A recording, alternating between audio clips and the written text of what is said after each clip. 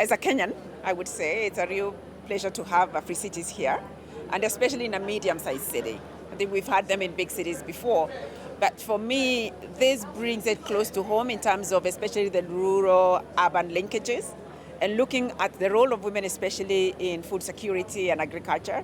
Given women contribute about 80% to food on the continent, it's really important that we bring it home in terms of their contribution and the importance especially of their having land rights to be able to contribute, and also in agribusiness, and they are the link to the city as well. Okay, with the Sustainable Development Goals, which link, actually they match quite well to the AU Agenda 2063, the main goals relating to poverty, hunger, women's empowerment, the development of cities, and the sustainability that it takes in terms of addressing climate change. I think it's really, really important that that the programs that are put in place are inclusive of women.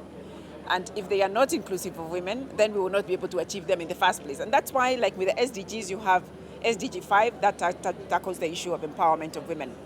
And so I think that the issue of equity is really important, but so is governance in itself. And we've been discussing how it's important to have women in government and in positions of making decisions that touch on development. Because without women, to be honest, it's half the population in the first place. You're not going to be able to include the issues that touch on them.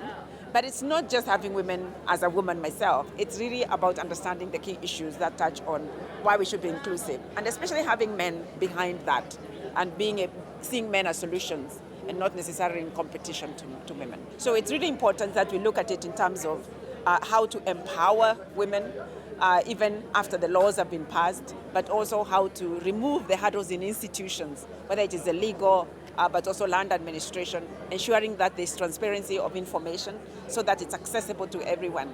But also making sure that the institutions are close to the people, because most women are in rural areas. They're not going to come to the capital city or even to Kisumu to record or to document their rights. It should move a little bit closer.